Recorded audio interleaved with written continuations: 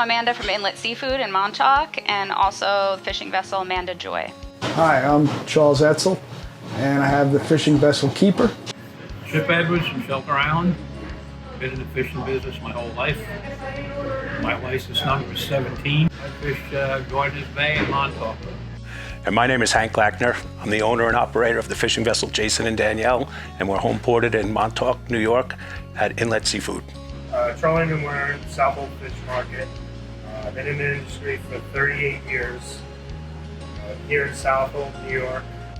We are Grace and Joe Sawicki, commercial fishing operation, the fishing vessel Miss Grace out of Greenport, New York.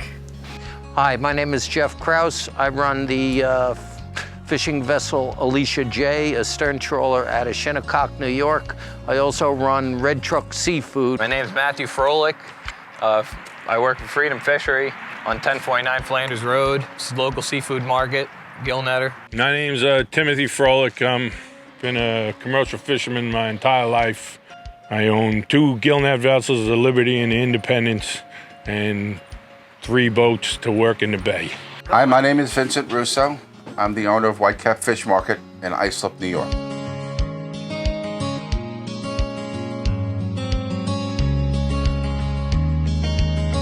Seafood could be readily available to the consumers of Long Island if it weren't for certain regulations. And it should be remembered that most of the fish caught in the Mid-Atlantic are sustainably caught, and overfishing is not occurring. My seafood's very local and very available because I sell it right on the side of the road, but not everyone has the same opportunity as me to be able to sell on the side of the road. It's a lot of work and a lot of regulations that you have to go through to be able to sell right to the consumer. Some seafood is available through the local seafood stores, and if you have a green market like my son does, that seafood's available to local people. But the problem with that is getting the word out. Year over year, unfortunately, it seems to get worse and worse. Yes, definitely worse and worse. Generationally, his family could tell stories about the days where we saw a lot more accessibility to local seafood. Right now, it's really ultimately limited to a smattering of fish markets that have been able to stay open over the years on the island.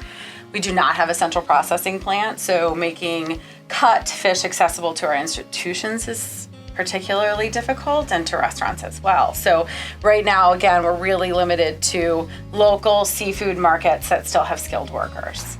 Great.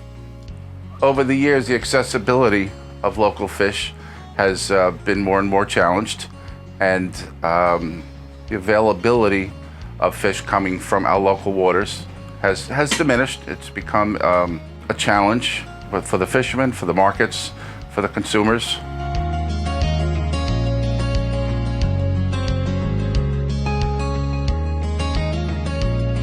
The challenges of making local seafood accessible is the price. Definitely is a challenge. Some places won't carry it anymore because it's too high. And the availability of it with quotas.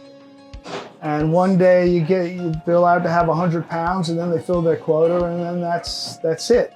I'm sure these places that want to sell it, it's a problem for them without consistent markets. Years ago, you didn't have air freight coming in with stuff from all over the world. People did eat local. Now, it gets flown in every day from everywhere. Fighting imports and aquaculture products that can be sold way cheaper in this country and this state, and by the time it gets our fish that are caught locally, by the time it gets to the consumer, it's just too expensive for them. The last 3 or 4 years, fish prices have been fairly reasonable, but at the same time, insurance is going up, gas is going up, electric's going up. Everything's going up so drastically, it's hard. When I was at my son's age, in his 20s, this was $40. Now this same pot's, I think, $187. This is $6,000 worth of webbing. Today, I just got it yesterday. When I was in my 20s, that was about $1,200. As a local market, not a fisherman, but you also have running a business, the infrastructure, the cost of doing business, taxes, real estate taxes constantly going up. So all of these challenges make it for a tough go. So because our restaurants in recent years do not have the skilled staff to be able to process the fish themselves, and the same can be said for our quick service restaurants, our schools, institutions, even jails, correctional facilities, right? Don't have people that are skilled enough to cut the fish. And the fishermen are not permitted to do that themselves on the boat and sell directly to those places. There's no infrastructure to help anyone get the seafood off the ocean onto people's actual plates. Everything has to be shipped from the dock to the city, and then it goes from the city out back to the local markets. Take a look at unused licenses that are still being held. We really haven't over seen 300 much right now progress. so far. Licenses that are paid for every year, but not one VTR is filled out with those licenses.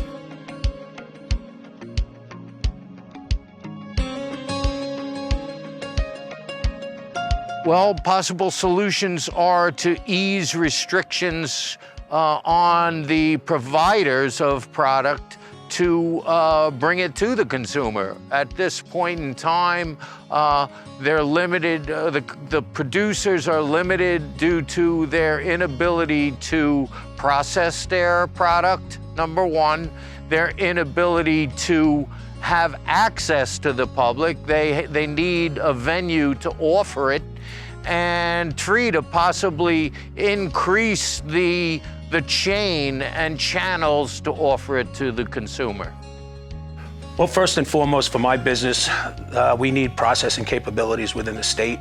Right now, my boat has to travel out of state to sell all its squid and underutilized species. We do a lot of business with Rhode Island, and we do business in New Jersey because we have nothing here in New York.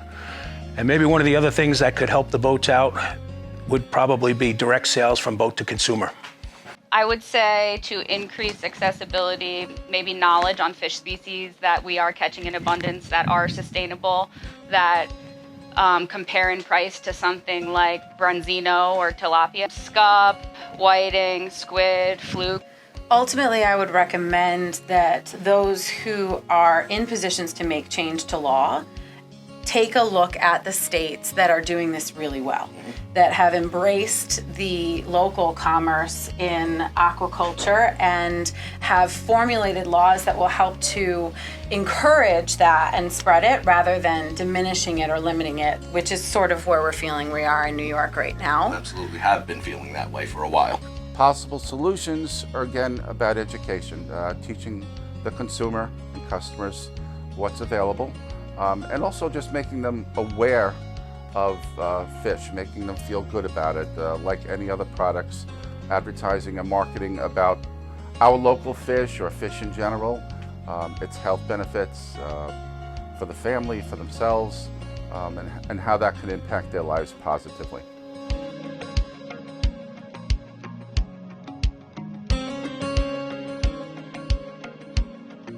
Access, in one word. You need to have access to the fisheries and the fish stocks, and they need to take the quota, and however it may be, and stop leaving the quota on the table at the end of the year, so we get penalized for it. We don't get anything back by leaving quota on the table. It doesn't even get counted where they add it to the following year. It just gets thrown away, and this is taking money that could go in somebody's pocket or some youthful person's pocket, and they're eliminating it. The processing end of things, we don't have a single processor for the underutilized species here in the state of New York. We need to be able to rely on the Department of Environmental Conservation to really listen to the fishermen and the needs of the residents of the state of New York, lean on the best practices of the other states, reach out to our legislators for additional funding where necessary. I mean, just all of New York, the promotion of fish.